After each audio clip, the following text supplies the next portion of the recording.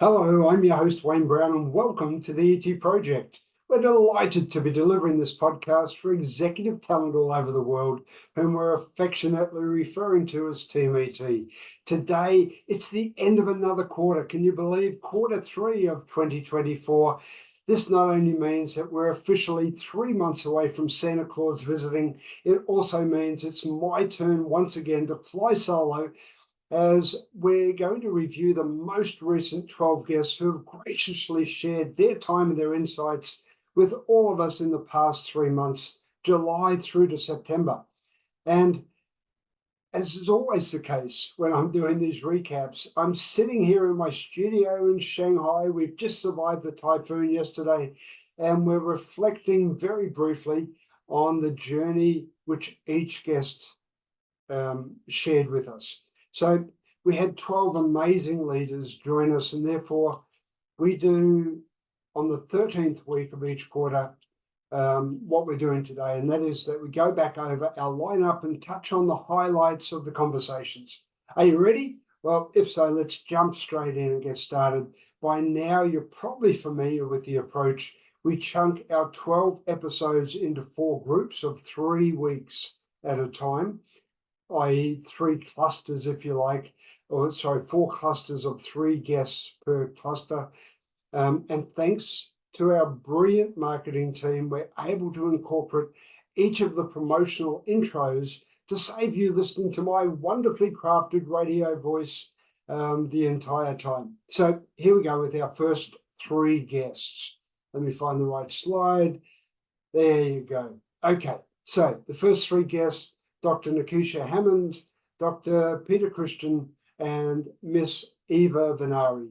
So let's trip back to the beginning of July, where we first met Dr. Hammond. This chat took us to Tampa in Florida, which was kind of exciting for me. I like that area. So Dr. Hammond, as you may remember, is a distinguished psychologist, executive coach, and founder of Hammond Psychology and Associates. So as you can see, this was episode 108, and the episode was called Navigating Leadership with Expert Self-Care and Mental Health Insights. So Dr. Hammond is also the creator and the host of the well-received show Mental Health Moment with Dr. Hammond. She's renowned for her expertise in mental health, burnout prevention, and leadership development. She engages as an international speaker and is an Amazon International best-selling author. Her latest book just came out this month, so hopefully you'll all get a chance to grab a copy yourself. I was also extremely pleased to announce at the time that Dr. Hammond had agreed to join us as a member of our expert panel during the July 17th C4C Thought Leaders Forum, helping us to unravel the topic of workplace trauma. So previously serving as the president of the Florida Psychological Association, Dr. Hammond is the immediate past chair of the board of directors for the Ryan Neese Foundation, and her prolific contributions to mental health and community well-being have earned her many accolades. A great way to start off the quarter, and if you bear with us, here's a taste of the conversation between Dr. Hammond and myself. So I'm a coach, I'm executive coach like yourself, but I'm not a psychologist. Yeah. And I'm wondering, how do you define, if somebody like my scenario comes along and they're engaging with you the first time, for you can cross the boundary. For me as a coach, I intentionally avoid looking at it from a therapeutic point of view, but how do you make that judgment call? I'm curious. Yeah. A lot of times, it's definitely a whole assessment process. So when I am in my office, part of the time I do assessments, not therapy, but assessments. So there's a lot of factors like how long this person has been experiencing fill in the blank. Let's say there's sleeping issues. It's right. Totally okay and normal to have, a day or 2 or a couple of days where you can't sleep. What's not normal is if you're not sleeping for like weeks and weeks and months. or years. I Mm. have a lot of people that say, I've had problems sleeping for years. Like we're not in the typical range anymore, right? So a lot of times it's looking at, well, how long the duration this, fill in the blank symptom has been going on. How frequent is it happening? Like when you're frustrated, when you're feeling sad, lonely, isolated with this leadership position, is this something that, just kind of happened yesterday? You feel it once in a while, or is it like a daily occurrence, which is more of an issue? So, and also how intense these things are. Because for some people it's like, yeah, I'm feeling a little bit stressed, but I'm good. I'm working through, I'm functioning. And for some people, it's so intense that it is affecting their work.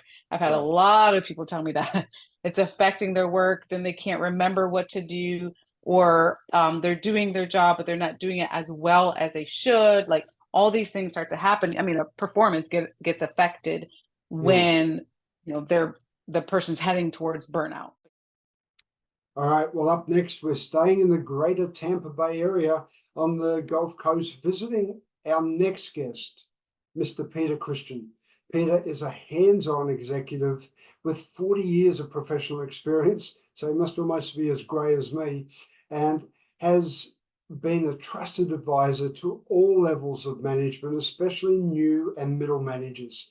He brings a practical knowledge as well as the ability to solve problems and help individuals grow and succeed by truly listening to them so that he can connect and understand their concerns and their issues.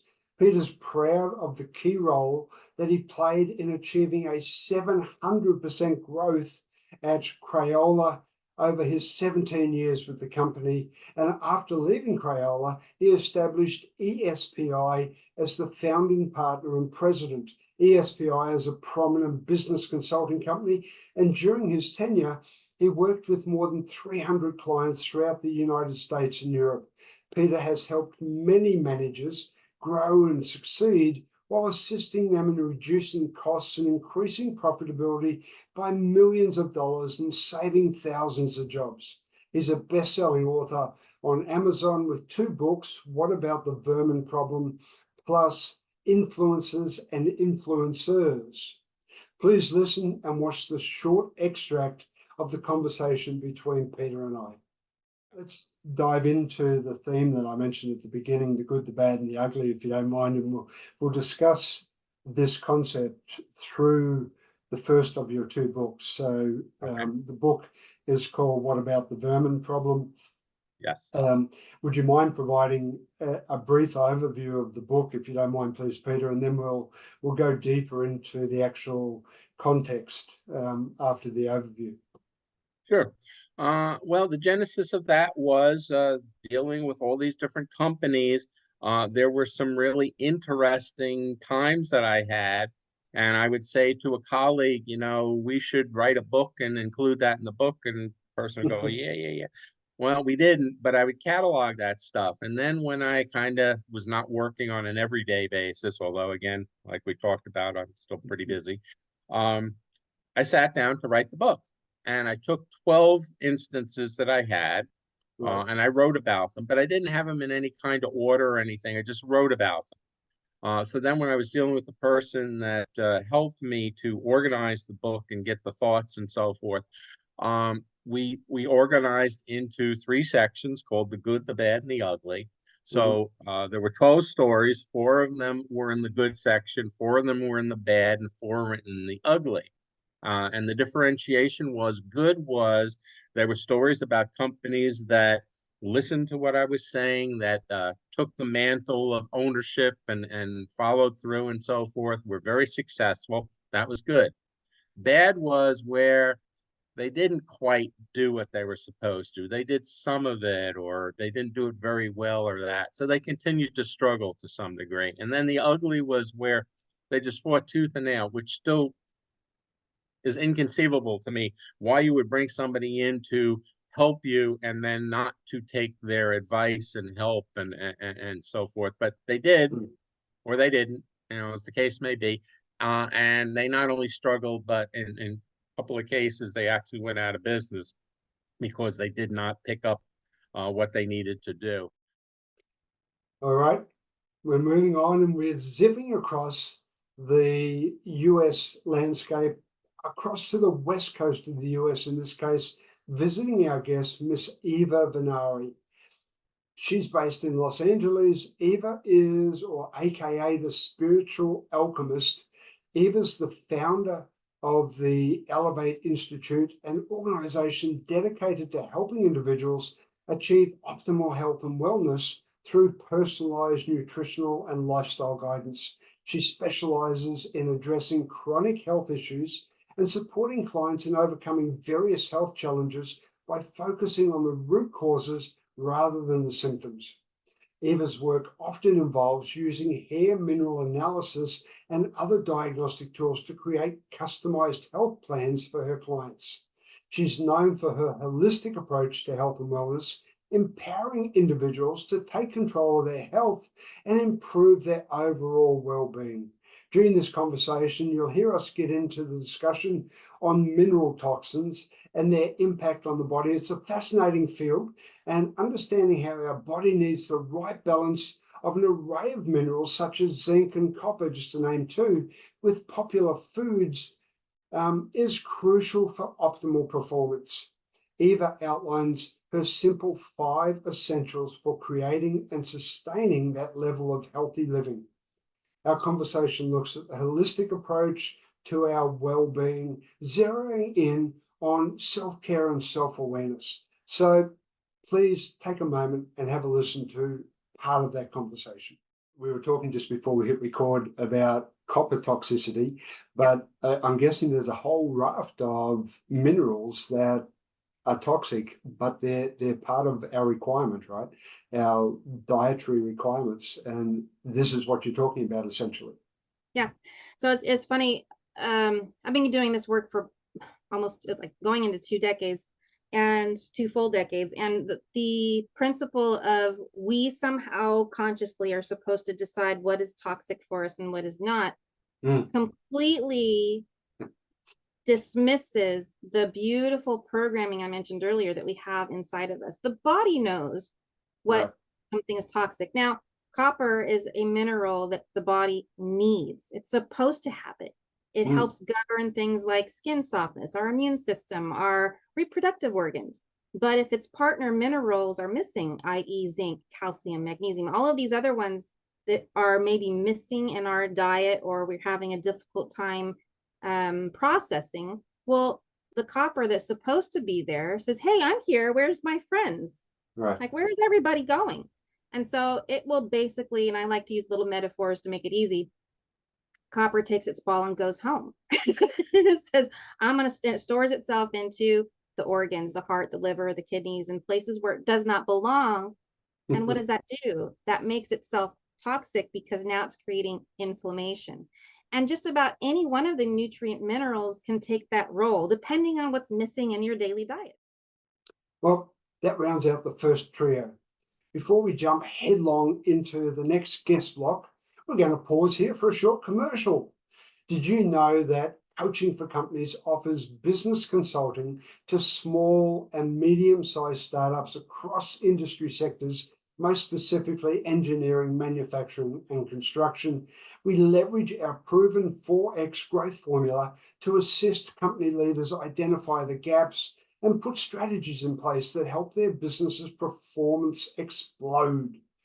Head over to our website and complete the free performance health check. And if you wish to, it's your choice, you can contact us for a free, no obligation chat. Our team is going to be extremely happy to support you. All right, let's get back into it. Commercial's over. We're moving on to the next 3 guests that have joined us. And who were they? This was at the end of July, moving into August. I think I went one slide too far. Let me go back a slide. All right. So Mr. Juan Campoo, Miss Tamaira Sandifer, and then Mr. Thom Dennis. So starting with episode 112, we visited the city of Hilversum in North Holland, the Netherlands. And we're chatting with Juan Campoo. Juan is a transformational coach, trainer, and speaker who's dedicated his career to helping individuals achieve personal mastery and emotional freedom. Over a decade ago, Juan was a rising professional in the corporate world, and he seemed to have it all. Yet his health told a different story. Having flirted with burnout and depression, he learned firsthand how vulnerable and fragile we can all be. These experiences led him on a journey to learn the secrets of the body and the mind and to study how all of that plays out in the workplace.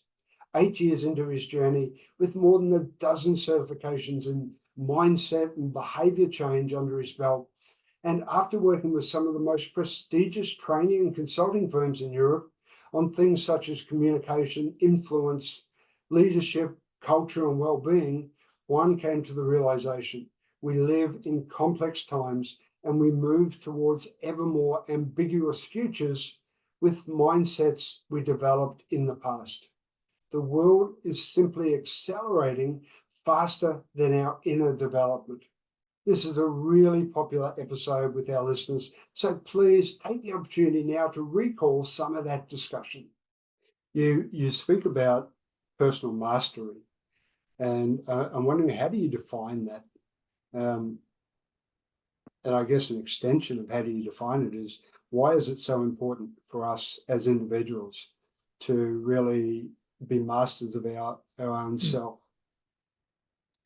Well, beautiful set of questions. And there's a lot in that question. There's many parts. I touch on this also on the book. That's how I actually start the book. The first chapter is on the bigger picture.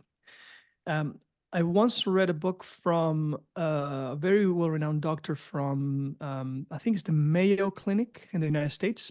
Mhm. He said that life is nothing but the sum of present moments, right? What is life? It's the sum of all present moments in your life, in my life. So really, a good life is about mastering the present moment, your present experience. Mhm. Then that takes us to another principle. Do we experience life really, or do we experience our own inner interpretation and experience of what we don't filter about the outer experience, Mhm. right? And this, up until this point, a lot of leadership trainings or coaching involves this, is knowing the leader to get to realize that what we see, the perception is not reality, right? That's a basic principle in most leadership trainings. Yes. That's up to that point. Yes, they go there, and then deeper, usually they don't tend to go. And it's a shame, I think. Then if life is the mastery of all present moments, what does it mean? What is the present moment? Well, I have my actions and my decisions. And then what influences that? And therefore, what creates then the environment and the experience that we all share? Well, it's our emotional state. If I'm afraid, if I am not confident, if I'm demotivated, I'm not going to do the things that will change my environment and therefore the experience of others as well. But if I'm confident, motivated, inspired, basically that would unlock my behavior, different kinds of behavior. You know, we all know that we should act in certain ways, but why don't we? Why do we postpone? Why do we we plan on giving that feedback, and the moment comes and our throats, gets a knot, and we cannot speak, or we sweat and we choose not to do it, and then we never do it? It's because of our emotional states. That is the door for behavior to change or not. And then what affects our emotional states, what dictates it, is our mindset. And that's a very simplistic way of saying all of our psychology. All right. So from Juan, we move on to connect with Miss Tamaira Sandifer. Tamaira sits in the capital of California. So I won't ask too many people to embarrass themselves and nominate the capital. It happens to be Sacramento. Tamaira is an award-winning entrepreneur, impact leader, and youth artist program creator. Here's an impressive stat to get us underway with Tamaira, or Miss T, as she's affectionately known by many of her clients and her students. She's mentored over 880,000 youths in school districts and underserved communities across America. She does this largely through her Studio T Arts and entertainment company, where they instill real life skills, hope, and a sense of belonging through groundbreaking programming and diverse educators who specialize in creating avenues for the development of trauma-informed youth and cutting-edge technology. Tamaira has developed some of Hollywood's most sought-after young dancers, including the 2016 winner of So You Think You Can Dance, the 2018 World Dance Stars, and members of the Jabberwockies. Whatever that is, I'm sure if you're in America, you probably know it well. Her graduates currently travel the world performing with stars such as Justin Bieber, Jennifer Lopez, Selena Gomez, Rihanna, Chris Brown, Usher, Beyonce, Elaine, or Ellen, and more. Her students have gone on to work for the White House. They've been seen on stages of MTV Music Awards, Nick Choice Awards, BET Awards, and more, as well as defy the statistical odds. Here's a taste of what Tamaira had to say when we spoke.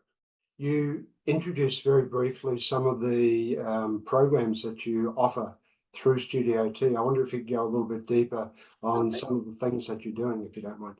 Yeah, certainly. So our performing arts program is, all things dance. So it's not just dance in a traditional dance studio space. It's also virtual dance classes, which exploded us across the country during COVID. It's also, platform-based, subscription-based performing arts where our kids can learn at home. And we do a great deal with our dance by way of mental health and well-being. That's one of the things that we do with our families that kind of keeps them mentally and emotionally stress-free, and it builds community for us. So we do a lot of dance. I also founded a dance day for the state of California. So California's Day of Dance is the second Saturday in April every single year. And that's another community activator. So we build a lot of community through dance and movement. We also have our media arts program. We have an entire media department. So they do anything from videography, photography, graphic design, social media content creation, and management.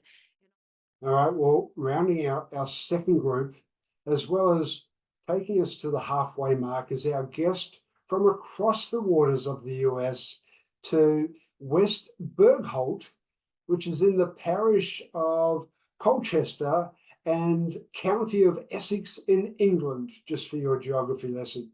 And we're here to chat with Mr. Thom Dennis. Thom is a facilitator, speaker, consultant, change agent, and educator. And for more than 30 years, he's led companies dedicated to bringing out the best in people through coaching and training and increasing self-awareness, defining strategy, working through M&As, and improving communication. He's been at the forefront of new thinking around conscious leadership development and culture change for over 30 years and has extensive experience in blue chip multinational companies working in the US, emerging markets, Europe, South America, and Asia Pacific across a variety of sectors, including energy, oil and gas, water, banking, PR, pharmaceuticals, and luxury goods. Wow, what a list. Through his company, Serenity in Leadership, Thom specializes in design and application of successful change projects and the delivery of cutting-edge leadership communication skills training. He has an innate ability to design and lead retreats and strategic planning workshops for executives, as well as transformational development workshops for individuals and senior teams using a variety of approaches. What really was interesting to me, and I'm not going to try and pronounce the name here, but it has to do with horses. It's like the horse whisperer, as well as working with the systemic constellation technique, which is a favorite of mine. So during this conversation, we dive into conscious leadership and organizational change. So please have a listen to the excerpt of our discussion.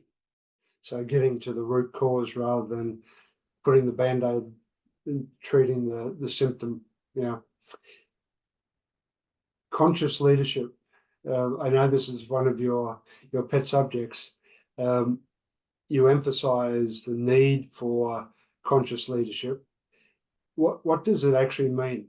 when we talk about conscious leadership? What do you mean by that? Well, I think in the old days, we used to train leaders with certain models in mind, and it was a very structured approach. And it doesn't work anymore. So, as I've said, when I go into an organization, I want to stay, this very overused word, agile. Yes. But I'm trying to do a little bit of a dance to just be aware of possible inputs from wherever. And so for me, it's less using my head and it's more using my heart. It's more about feeling what's going on. Okay. And the point about being conscious as a leader is that sense of awareness of what's going on. It's like our bodies are extraordinary expressors, and yet most of us spend our life completely ignoring what the body is telling us. But if I'm in a particular situation, I don't profess to be really good at this. It's something that I'm always trying to develop as a skill. But what I'm trying to do is to be sensitive to the soft voices, the soft sensations, which actually are trying to inform me at a deep level of what's going on. That's conscious leadership. It's at a more simplistic level. You could say, well, I come across you in the corridor of an office, and my whole system from millennia from before sort of cuts in. So I have to assess you. I judge you. I make decisions about who you are and how you are and whether we're going to get on. Just based on, at some level, there's some good information that we're getting energetically, but some of those decisions are going to be completely wrong. And so if I'm conscious, then I'm going to challenge those things. Well, it's time for another short commercial. At Coaching for Companies, we offer 3 core services. As I mentioned previously, we support small to medium-sized businesses in the industrial sector through our performance consultation. Another service is the ET Development Division. This is where the ET Project sits and offers 4 free services. All right, so ET Project, we offer 4 free services. We have these weekly podcasts. You listened to one today. We have our monthly live broadcast. Next one is 2 days from now, 26th of September. And then we have the quarterly masterclass, which happens to be this month in 3 days from now on the 27th. And then finally the quarterly challenge, which the next one happens in October. Now, in parallel to the ET Project is the ET Academy. And we offer this for both B2B as well as B2C clients. And this is our formal premium side of the executive skills development, if you like. So here we offer short form virtual masterminds, as well as tiered flagship long duration development programs that run anywhere from between 3 days to 12 months. Plus, the pinnacle of the Academy is our elite destination masterminds conducted in an exotic location somewhere around the world 3 times a year. If you would like to learn more, then please pop over to our website.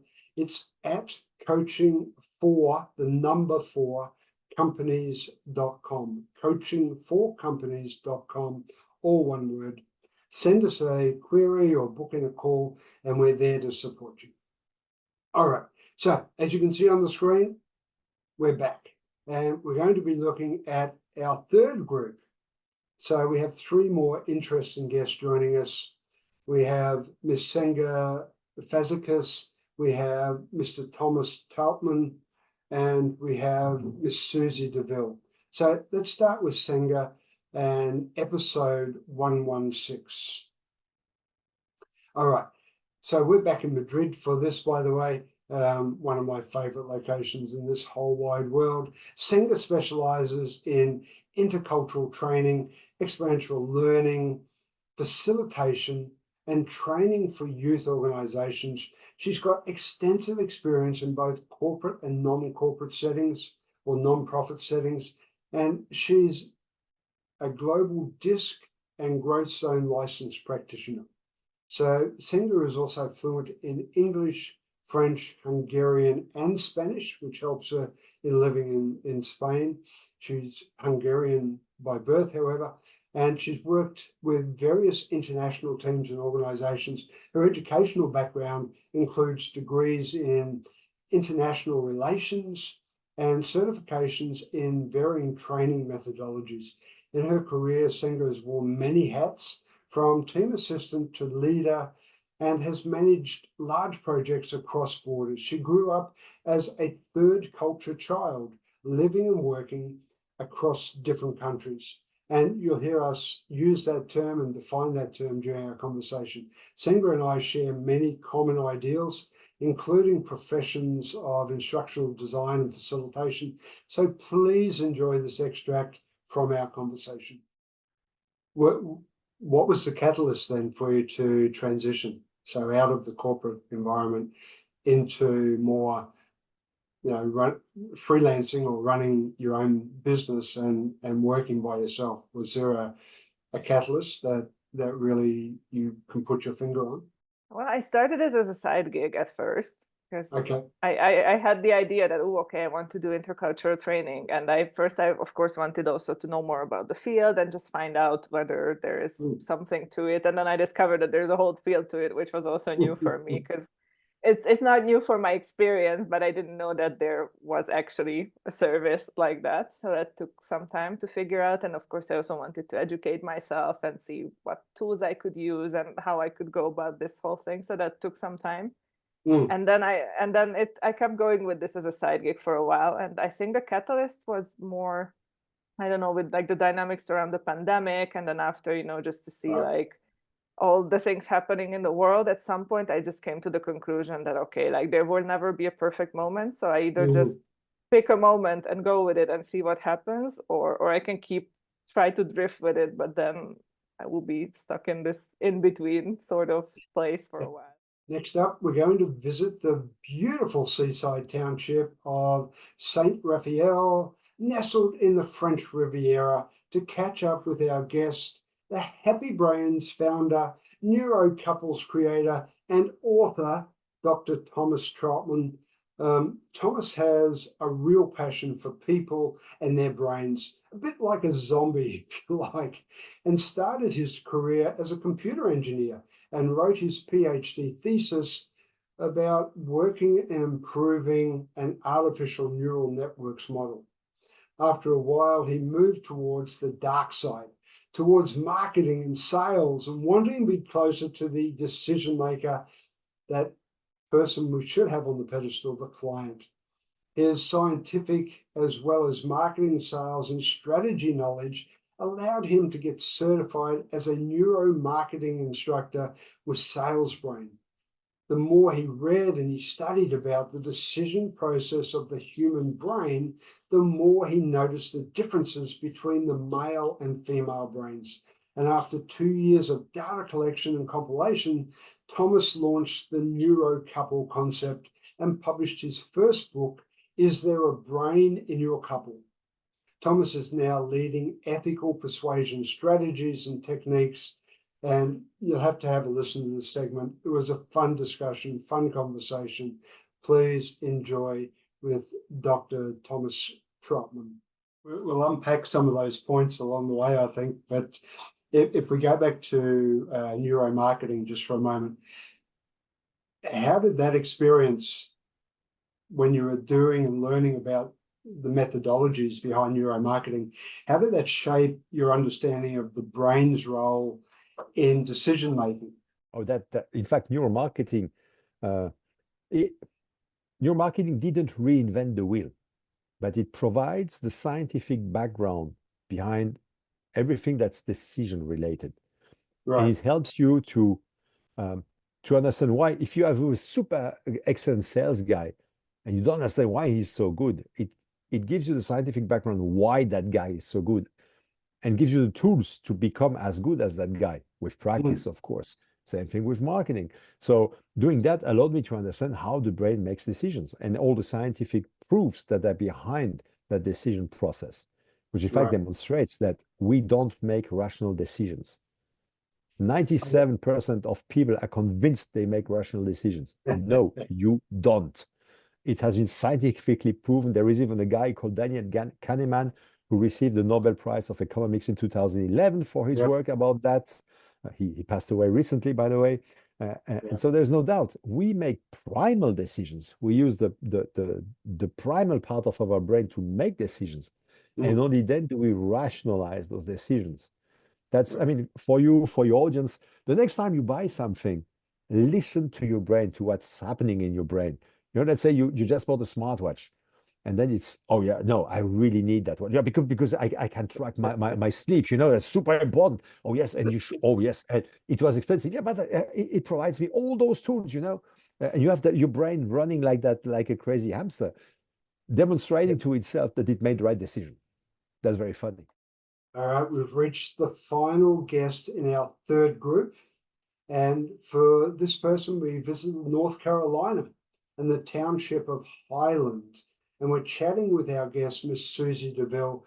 Susie is a dynamic founder, or the dynamic founder, I should say, and the CEO of Innovation and Creativity Institute, a trailblazing business coach and an accomplished artist with over 30 years of entrepreneurial success, including the creation and scale of a highly profitable real estate firm. Susie's on a mission.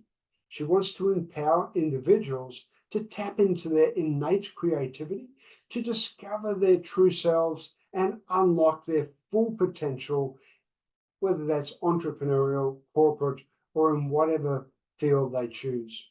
She combines a rich academic background in anthropology and has a master's degree in entrepreneurship with an ongoing commitment to being a lifelong learner with the world's leading experts. Since 2005, she's been dedicated to researching innovation and creativity, continuously refining her methods to remain at the forefront of her field. And as a human behavior specialist and creative strategist, Susie leverages her expertise to help clients achieve extraordinary goals, build the life and the business of their dreams, and weave indelible threads of impact into the social fabric. Her award-winning book, Buoyant: The Entrepreneur's Guide to Becoming Wildly Successful, Creative and Free, is a must-read for entrepreneurs. It's a really insightful conversation, so please take a moment now to have a listen. Is the means of how you become creative the critical aspect, or is it taking the steps to becoming the person that allows yourself to open up to that creativity more the point?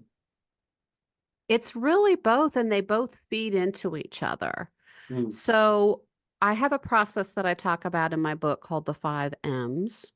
And it's a series of ways for us to inspire ourselves to do different things that help us get into this state that activates what's known in our brain as the default mode network, which is the home of all of our creativity that comes out of our noggins.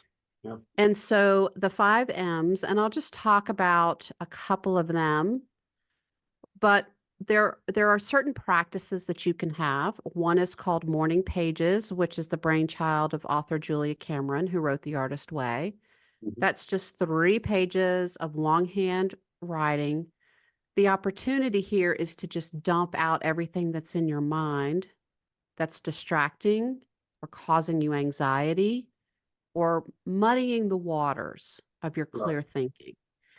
The next is moments of inspired learning. This can be 2 minutes, and I do this every morning. I have a very easy hack for you. Just get a journal, a notebook of any kind. It does not have to be fancy. And you can look up inspirational quotes and write them in your journal. It takes you all of 2 minutes. But what happens is that something is unleashed when we're in this state that is not typically a part of our morning routine. It's an expansiveness, and it is an opportunity to feel like an electric current and connection to whomever stated this inspirational thing. And it kind of rolls around in our subconscious mind for the rest of the day. The third is, of course, making something, which is the one that everybody fights me on. But here you can just get out a Post-it and a pencil and doodle, set a timer and doodle for 5 minutes. Give your subconscious mind a question. So if you're stuck on, oh my gosh, I don't know how to bridge this gap on the sales copy for my website, or I don't know how to do this pitch for the next meeting at this big company that we're presenting to, or give me some ideas for the family vacation, whatever it is. You can ask your subconscious to help you out, but then you can help your strategic left brain that's always focused on going, doing, running around. You can help it take a nap, and you can just doodle on a piece of paper. All right. Well, that means it's commercial break time again at the end of the third group. So as you will have heard us introduce 2 of our 3 service functions already, performance consulting and executive development. That leaves us with our third area of focus, which is coaching. Now, this was where we all started. In the coaching area, we've grown the business. But whether it's coaching for talent and career or leadership, whether it's for teams or for group coaching, we've got everything covered. Coaches at C4C are seasoned professionals. I'm one of them. I really enjoy working with these people. They've run their own companies. They've worked as advisors, mentored executives and coaches extensively around the world. And we also ensure that we keep current, right? We keep you current, we keep our coaches current through the latest technology. So we offer a tripod in our coaching package. So when you sign up for us, you're given your own AI coach. So we use various apps, and you're assigned one of the apps, and you have a free AI coach, or as part of the package. I shouldn't say free, we pay for it, but it's in the package, as well as a human coach, whether it's me or one of the other coaches. And then both are combined with the coaching management platform, where clients have direct access to the tools that we introduce, the notes that you take or we take, templates, action plans, and so forth. So it really does ensure that we keep you, the client, at the center of our focus and the center of attention whilst ever you're working with us. So if you're interested, why not read a little bit more from our website? You remember what it is, coachingforcompanies.com, and then connect with us when you're ready. We'd love to hear from you. All right, so with that, we're back now for the final trio to round out Q3 of 2024. I'm going to have a quick drink. Hopefully you can start to sense the enormous value on offer here as we work our way through these amazing people. We hope that these conversations are bringing you equal enjoyment and learning, right? I know from my perspective, my knowledge continues to grow exponentially as a result of this engagement with these incredible people. So our final three guests in order of appearance, as you can see on the screen, Mr. Jeff Perry, Miss Jennifer Pasquale, and Mr. Wayne Barringer. So Jeff is our 10th guest, and for Jeff, we're heading to another favorite location, the beautiful Pacific Northwest region of the United States, the city of Pullman, Washington, to chat with our guest, Mr. Jeff Perry. Jeff is a leader and career expert, and let me bring up Jeff's picture, sorry, as we talk.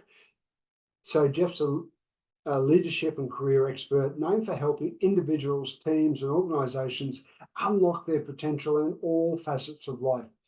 Given his background in engineering, business, and leadership, he specializes in working with engineering and technical professionals, but the principles he shares are universal. He's the author of the new book, which came out, I believe, just a few months ago. The book's called The Intentional Engineer, a guide to a purpose-driven life and career for engineers and technical professionals. Jeff received a Bachelor of Science in Mechanical Engineering from Brigham Young University and a Master of Business Administration from the University of Washington. As mentioned, his obsession is increasing productivity, innovation, collaboration, and doing all of this while fostering deeper human connections. So as Jeff mentions, we've never been as technologically connected, yet more people are feeling lonely and disconnected than ever before. And this causes many problems and has huge economic and health challenges for our society and business at large. Please have a listen to the conversation. Jeff and I first connected through his podcast a couple of years ago. So please have a listen. It's a great, insightful conversation. So in your book, The Intentional Engineer, you talk about living intentionally. And I guess this is, if I was to put a branding around what you just said, this is part of that living intentionally. Absolutely. Absolutely. Right. So intentionality and living intentionally is figuring out like what I most want, what I'm trying to become, right? Moving and living in that space, getting that alignment, that clarity with what I care about, and changing those things internally, that mindset, to be able to support that change as we continue to move forward. You have a lot of interesting expressions or phrases that you use in the book. One of them is genius zones. Yeah. So could you explain that concept? Yeah. So I learned the concept of genius zones a few places. One of the places that I think is a great book that describes it is called The Big Leap by Gay Hendricks.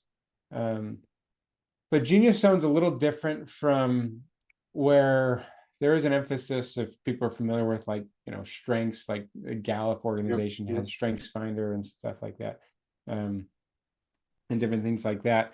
And strengths are fantastic, and I love them. But genius zone, we'd put in a few different categories. There's a zone of like incompetence, like, hey, I'm not good at this.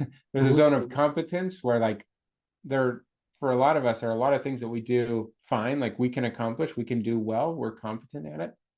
And then zone 3 we'll call a zone of excellence, like things that we are really pretty good at, right? But optimally, we would love to spend as much time as possible in this zone 4 we call the genius zone. And there's a couple different ways to look at approaching a genius zone. I mean, using just that word zone, like we think about like people who are in the zone, maybe mostly we think about like professional athletes, like they get in this zone where like, hey, a basketball player, that the basketball hoop just looks bigger, like everything seems to go in, or a football player that they can just make any play that they need to make, and they just have this eye or this connection to the ball or whatever. Or a swimmer who is just dialed into their stroke and everything is running fluid and everything, right? They're in the zone. Well, no matter what our work context is like we have opportunities in times that we're in that. And another word that is used from the research is the concept of flow, which came from research from Mihaly Csikszentmihalyi. Yeah. If I'm pronouncing that right, he passed away a couple years ago or so. Yeah.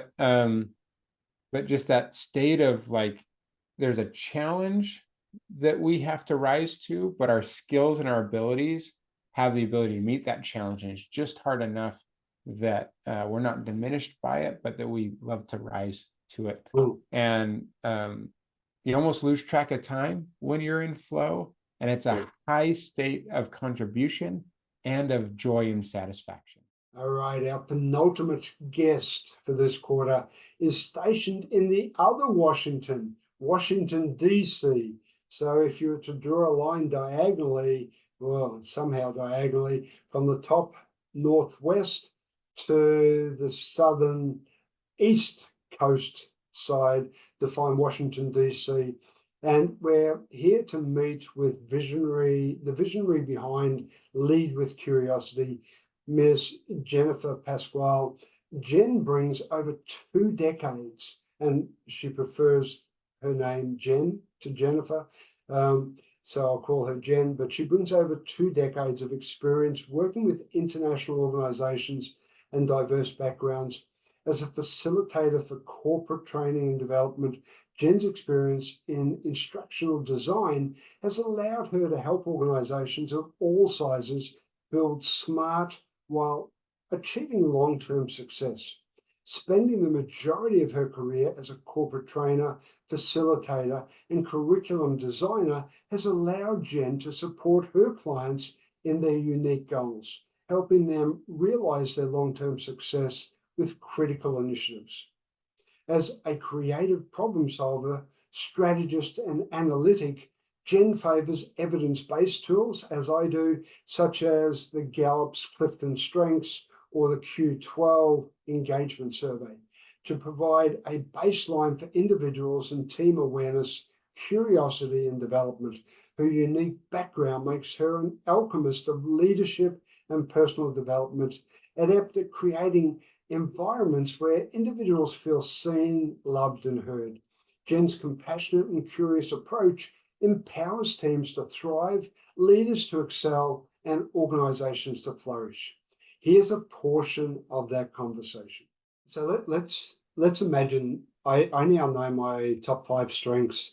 What do I do with this information? How's it going to help me? Yeah. So I mean, there's lots of ways that I see it show up for people, right? So if I'm doing a workshop, what I will often see is I will have someone who, as in like, trying to think of an example recently, but harmony is one that shows up a lot. So folks will have high harmony. And so harmony is a talent where and like every talent, there's this amazing part of it and this part of it that's wonderful. And there is this what we call blind side of it or blind spot, where if we're not aware of how that could potentially look to others or how we could be held back by it, then it doesn't necessarily work for us. And so for harmony, the blind spot of harmony is this perception that I am conflict averse, or I'm not going to stand up for my team. I'm not going to kind of wade into the discomfort of a situation because I want things to stay harmonious. And so that's a blind spot that's important for me to be aware of.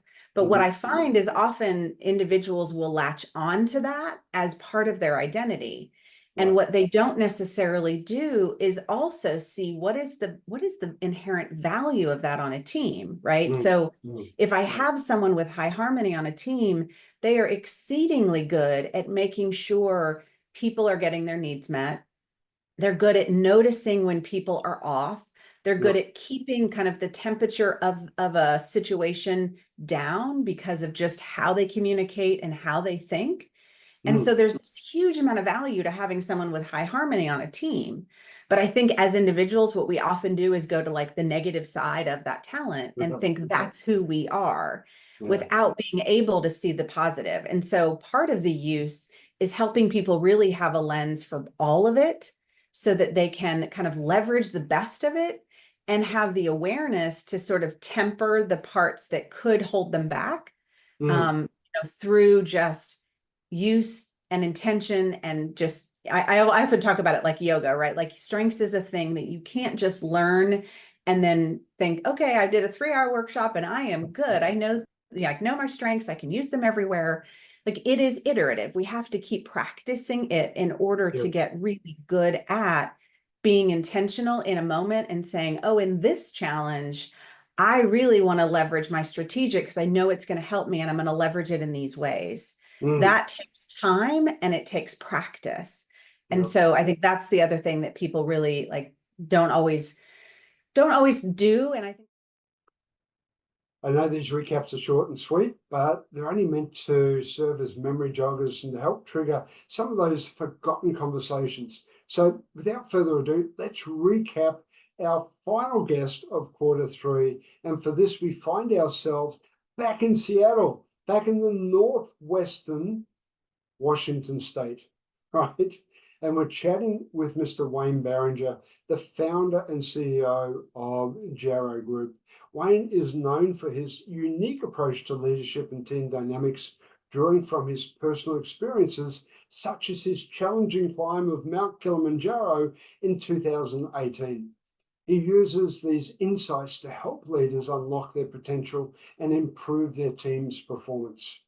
Team ET, you'll hear us explore the mountaineering topic a fair bit during this conversation. Part of Wayne's leadership philosophy centers around authenticity, resilience, and team empowerment. He emphasizes the importance of facing challenges head on and learning from them. He believes that true leadership involves genuine, transparent, and fostering a culture where team members feel valued and motivated to contribute to their best. Empathy is another cornerstone of Wayne's leadership philosophy. He believes that understanding and valuing the emotions and perspectives of his team members is crucial for building a strong, cohesive team.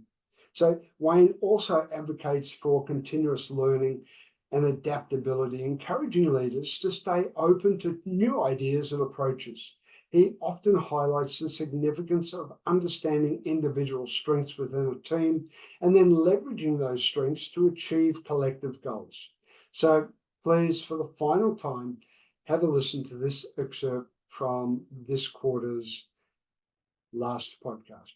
We shift across to the corporate and we think about some of the challenges within the corporate space, team dynamics, communication, always two that are at the top of any corporation summit, if you like. How do you go about dealing with those? Yeah, I think that the team dynamics and communication are everything. If we kind of go back to some of the stuff that you asked me that I learned, one of the things I mentioned is I asked a group to go with me. A lot of times what we see, well, first of all, let me tell you a stat. Yeah. In the US, 70% of corporate change efforts fail to achieve their objective.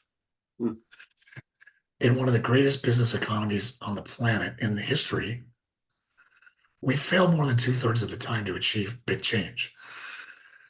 On Kilimanjaro, 70% of the people that attempt Kilimanjaro succeed. Right.